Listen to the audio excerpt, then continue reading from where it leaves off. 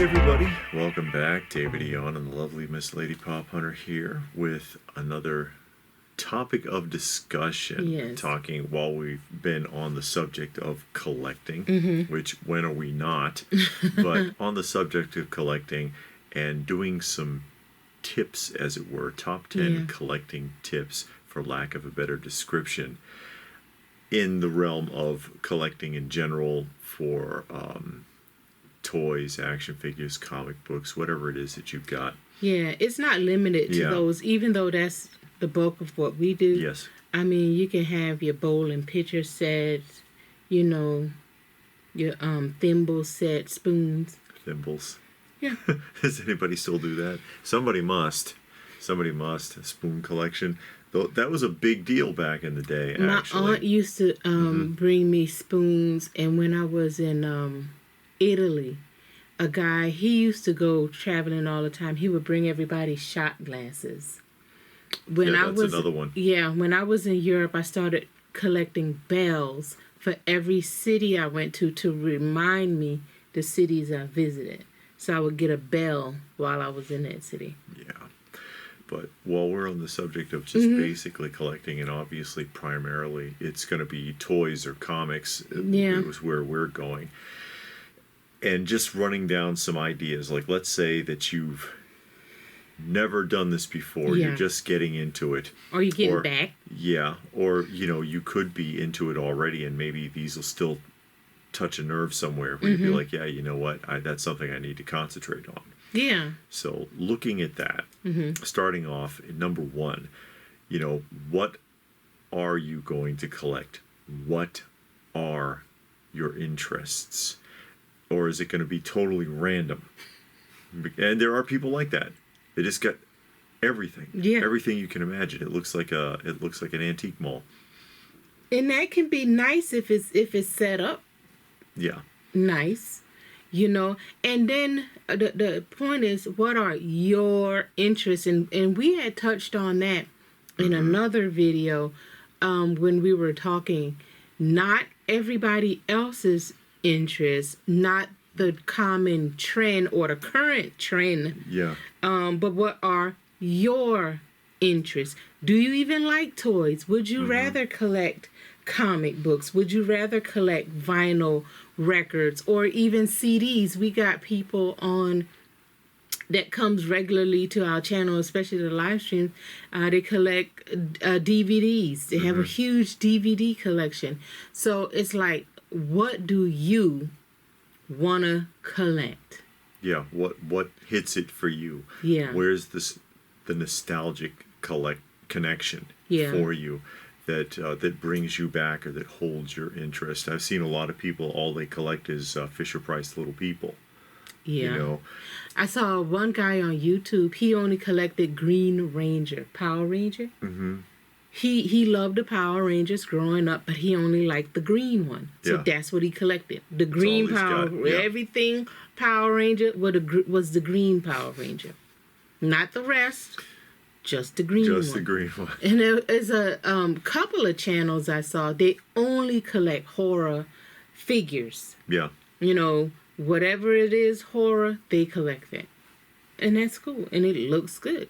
Yeah, so just before you even get started, what are you collecting? What are your personal interests? Yeah. Because that's something to think about before you jump off and you end up with a lot of stuff that you ultimately don't want. Yeah. And then it's hard to let go. Yeah. It can be hard to let go. And because you may not get back what you put into it. And that's why a lot of people end up with stuff that they don't want or like or care about. Yeah. Because they're like, well, I paid this much for it. Or, you know, sometimes you just got to cut the ties there and just suck it up and take the loss. Yeah. And, you know, we'll get into that a little bit more. And while we're on the subject of that, you know, number two, what kind of budget are you looking at? Yeah. Because not everybody's got an unlimited budget, you know, where they can just run out there and, oh, I decided that I'm going to collect Mark's Best of the West. And 2 months later, it's like, oh, I'm done. You know, because they have that much money to throw around. Almost nobody can do that, honestly.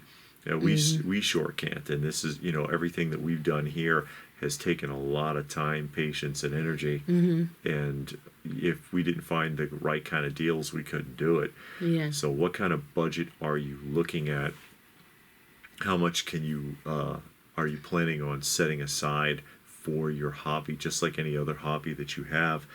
You know, it's easy to get carried away. Yeah. Especially doing this, or especially if you come across something that you may not find again. And I've had to do that where there's certain pieces that I'm looking for, and they can be really rare. I've talked about the Frankenberry from my Frankenberry from Product People. That's the only one I need to complete the series. It's the last one. And one came up last year, and as it continued to creep up hundreds and hundreds of dollars on eBay, I'm just like, I can't do it. You know, I gotta let it go.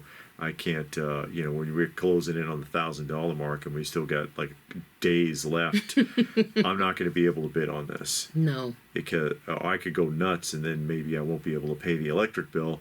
That's a bad idea. Yeah. Yeah, so I mean, come up with a plan. Are you going to take money out of your check every 2 weeks or however often you get paid and set it aside? If you have a significant other or a spouse, you could come together and say, hey, this is something I want to do, and prayerfully they're on board. And then you say, okay, what can we reasonably set aside towards this?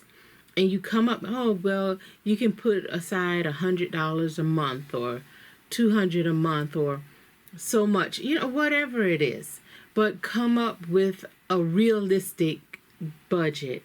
And then, you know, save for a show, or you can save up for a specific item, or just say, well, every month I'm going to go on eBay and I'm going to find one or two things.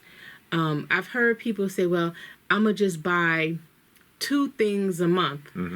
But then how much do those 2 things cost? Yeah.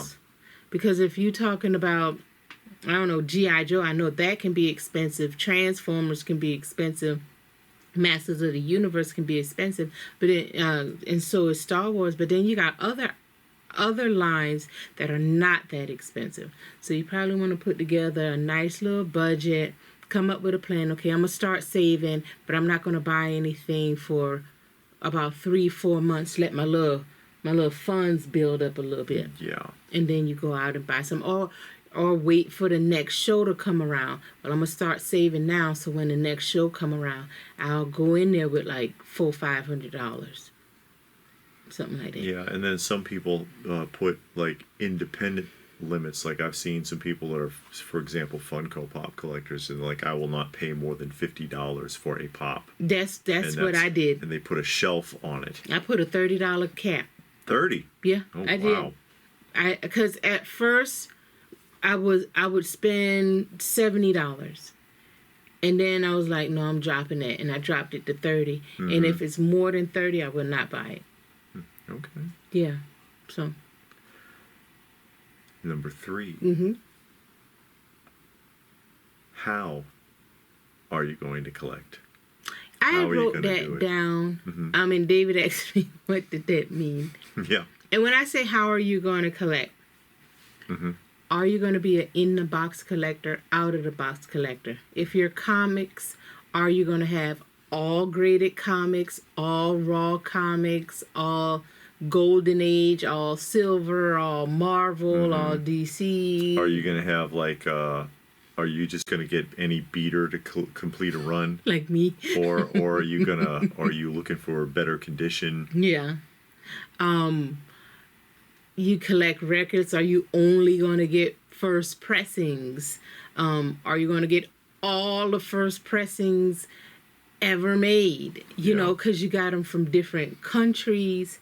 You got, it can get pretty deep. So you want to know, okay, what am I going to do? I've seen, again, on YouTube, you have collectors that have a loose example and a carded/boxed example. Yes. So they got one in the box and they got one loose to put on display. Or everything is loose, or everything is boxed, or it's a mixture. David does a mixture. He has, the bulk of his stuff is carded/boxed, but he has a lot of it that's loose. You know, so you got to decide. Okay, now that I know what I'm going to collect, how am I going to collect it? Are you okay with an open box? We know a guy. He won't buy it if that box been open. It can be 100% complete, and you know who you are. Yeah. Call your name. But if that box, that little tiny tape is torn on that box or cut, He'll fall out. He will not buy it, and that's him. Yeah. You know, I'll buy an open box if it's 100% complete. Yeah.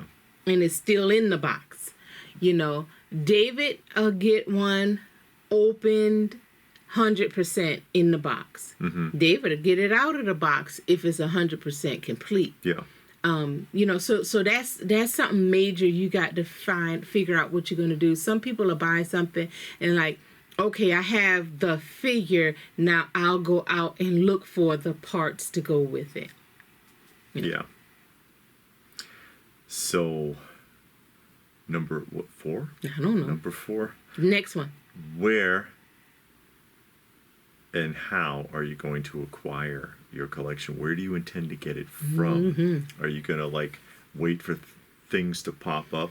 And we actually saw a video just recently with a guy in his toy collection, and it's all in the wild pickups. He found everything he's got at like yard sales, flea markets, thrift stores.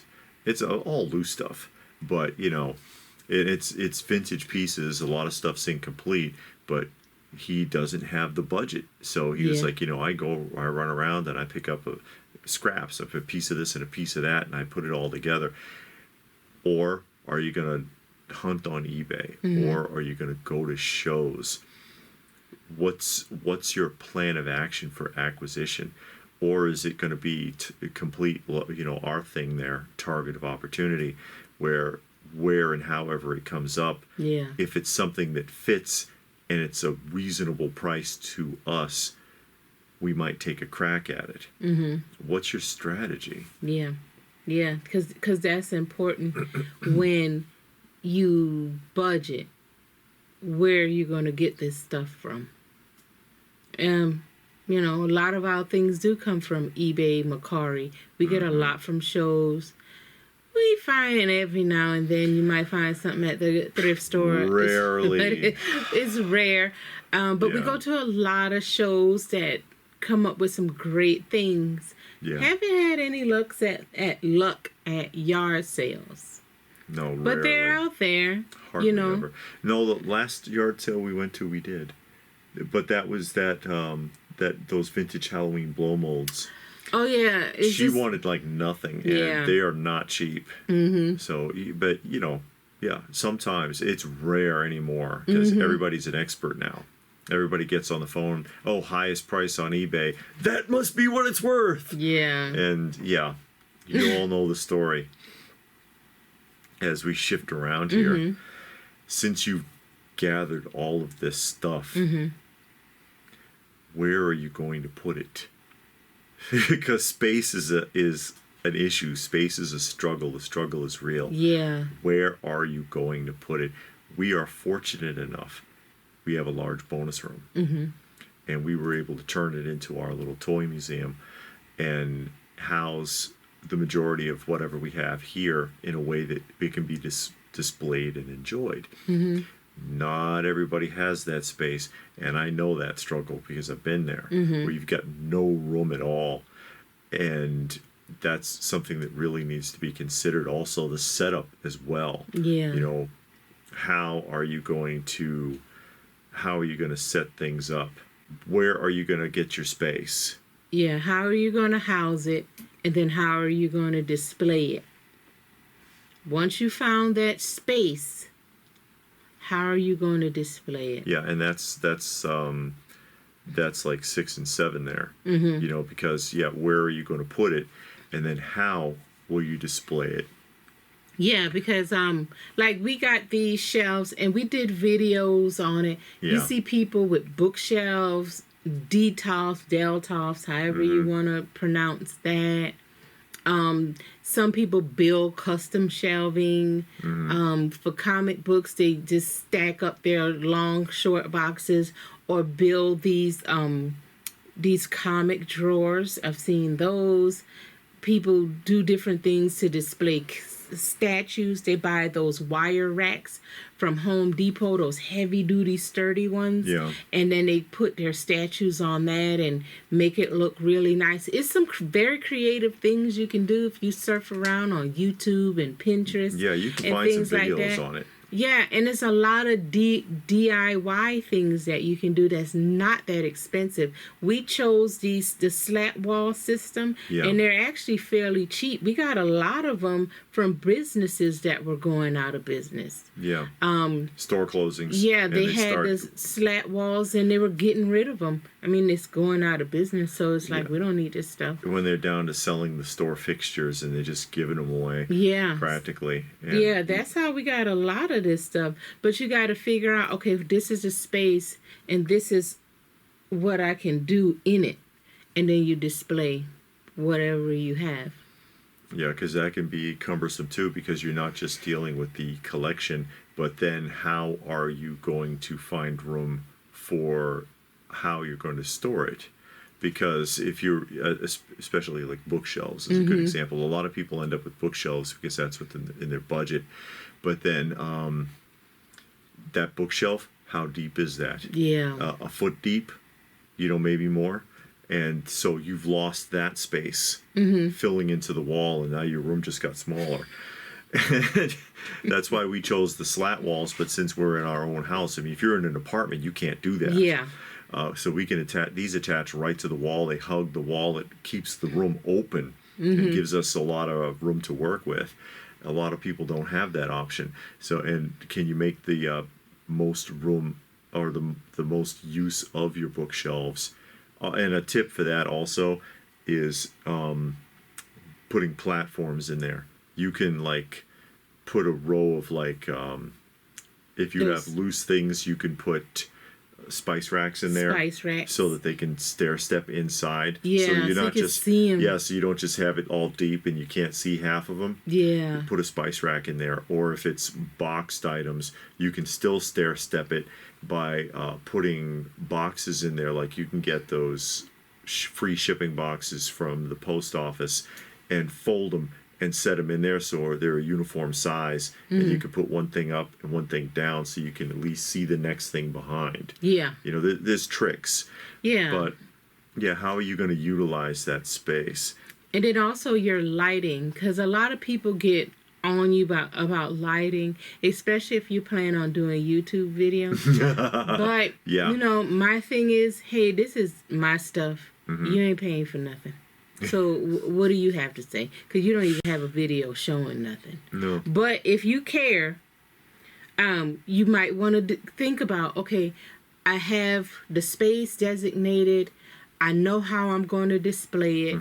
Now I need some lighting. What kind of lighting are you going to use? Are you going to use those string of LED lights, some type of pop-up lights, like spotlights that you can put on the floor and it just kind of shines up, like during Christmas time, or the ones that kind of shine down? You could use Christmas lights. You can use those Christmas are cheap, lights. Especially after the holiday. Yes, you could use Christmas lights.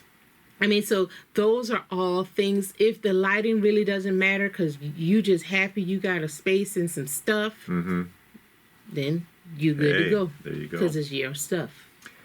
And since now you've got it all set up, how are you going to maintenance it? How are you going to take care of it? How are you going to keep it clean? And we've done a few videos on that. How are you going to maintain it? Proper maintenance for your stuff. That's extremely important. Because we go through this routine where regularly we go around through the whole room, and we sometimes we replace things, take things down, put new things up, whatever. But that's a good opportunity to dust off everything and clean up everything. And we see a lot of videos where people, they got a 1/4 inch of dust on stuff. It doesn't look like they've touched it in 20 years. And it's like, how did it go? I meant to clean this up first. Dude, all that time, money, effort, and energy and emotion Yeah. that you put into, because it's all in there to acquire this stuff and, you know, take care of it and put it up. You gotta have some kind of a regular routine, even if it's only you do one shelf a week and you just go through until you get to the first one again. Yeah. And come up with some kind of system to keep that stuff cleaned and cared for.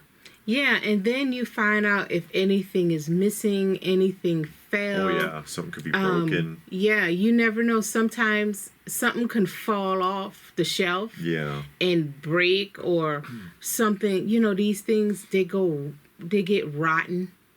The belts, they get loose and fall off. Something happens. Yeah, you see that with a lot of these modern, like, hot toys and things like that. That pleather that they use, or mezco. A lot of the mostly modern stuff, quite frankly. That the material that they use, it looks really good when you take it out of the package, but over time it starts to degrade, or actually pretty quickly. And you could be shocked. You would take it off and like, what the hell happened to this? Yeah. You know. Or you had a party and people came down and they looked around. Oh no. And then something walked off. Or somebody broke something and put it back on the shelf and didn't say anything. Didn't say a word. Yeah. Where's his leg? And then all you thinking is, man, when did this break? So now your mind thinking about, well, I had a party 6 months ago. Yeah. See? And you could have caught it then. Yeah, you could have caught it then. You got to have a regular maintenance routine. Yeah. Plus, with maintenance also comes your dehumidifiers and stuff like that. Okay. Yeah, and that's the next subject. Oh, there. safety. Yeah, safety and security of your product. Yeah. Of the items that you have, the items that you collected, and you were saying the dehumidifiers. The dehumidifiers is part of safety. Also security. We have our stuff in the basement. We have cameras. We got an alarm system on the house. You know, it's cameras outside and in this area right here. Yeah, really there's two systems, because we have the whole house system, and then we have a separate system for this area. Yeah. You know, for security purposes, but also the safety of the products. You know, there's almost nothing on the floor. No. So if there was ever a leak or something like that, then everything won't be. We've seen that happen. We saw that happen to a friend of ours, where there was a flood, and it was only like an inch of water, but it creeps up into the cardboard and everything. So everything up to like a foot high was ruined. The packaging was all destroyed because he had things stacked everywhere. Yeah. So, you know, do you have risers? And that's something also for if you get a storage. Because you know what? If something happens to you, stuff in your storage, they're not going to help you. No. I thought that stuff was insured. Yeah, you got to do that separate. Oh. So put stuff in your storage on some kind of platform. It's got to be at least a few inches off the ground to keep it away from pests, to keep it away from moisture if there's a flood in the storage facility or something. The dehumidifier helps with pests as well. And I know we built risers, and we in the shelving system we use, because it doesn't go all the way to the floor. The bottom shelf sits up about 8 inches. About 8 inches. Some of them are actually a foot off of the ground. So it's just it's a few pieces, like your little G.I. Joe stuff. Those are vehicles. Opened plastic items, but not anything that could absorb moisture. Yeah, that sits on the ground, but that's not even a lot of stuff that's on the ground. Yeah. So you just want to make sure that you're keeping stuff safe. You keep your items secure, and with the security and safety, you want to make sure that you're insuring your stuff, because all that money you spend, if something, God forbid, something happened, your house burned down, your house get robbed, you get flood in a hurricane, a tornado or something, you got to have insurance. And homeowners insurance is good. Yeah. But when I call my homeowners, because you know every year you got to do the updates, and I told them, and then they were asking me because it was a high dollar value point, and it was like, oh, we changed If you have collectibles, you got to call this company now to get your collectibles they got a merger. insured. So, make sure if you do have a home that you ask, hey, does my homeowner's insurance cover my collectibles? I have collectibles. They're going to say, how much do you think it's worth? And yeah, we'll do up to a certain dollar amount, but if it's over that, then you need to go someplace else. If you're in an apartment or rental place, you got renter's insurance. Make sure that the renter's insurance will cover your high dollar items. Yeah. That includes records. You got records that cost thousands. It's not even funny. Yeah. Yes. And that does include, I'm sorry to tell you, itemizing. Because if anything did happen, if there was a fire, flood, whatever, they're going to want itemization, and they're going to want perceived possible dollar value. Yeah, and most people don't have it. At the very least, if you're like, oh God, just before you dive off into that, because that can be a long process if you never started that way. At least film it. Yes. So that you can have a visual record in case something happened before you get to actually writing everything down. Yeah, because like I said, I called my insurance company because I had to do the yearly update, and they said, okay, you got to go to this company. So I called that person, and they asked me, do you have an itemized list? And I'm like, no. Oh, no. You got to have you got to write everything down and get a dollar value. I'm like, where do I get a dollar value? And it was like, go on eBay, because that's what we're going to do. Yeah. And look at the current sold price and get an estimate. Yeah. Of about how much it, and we know it fluctuates. And the guy said that, but get that. And he said also videotape it. Yep. So even if you do a collection tour, not to put it up on YouTube, but you go through each one and you say, okay, this is it. They'll take that, but they still want that itemized list. For comic books, I know you got various apps that help you, and they will take that. If it's an app that will tell them this is the book and this is how much it's worth, they'll take that. For records, you can use Discog, because Discog tells you the value of that record. Yeah.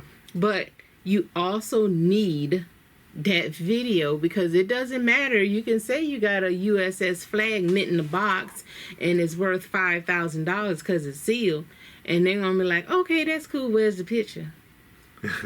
Yeah. So exactly. Do both. Because people do okie doke insurance companies. All the time. They've got to be strict. Yeah. So get out your little phone or your video camera and videotape it, and then do an itemized list. I had to get out that Excel spreadsheet and wrote down every single item with a dollar value for each one that I could find. Some of them I couldn't find a value. I couldn't.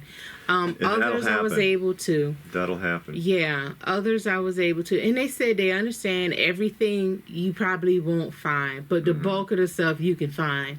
And they said they will compare it. They're not going to compare everything, but they're going to go through.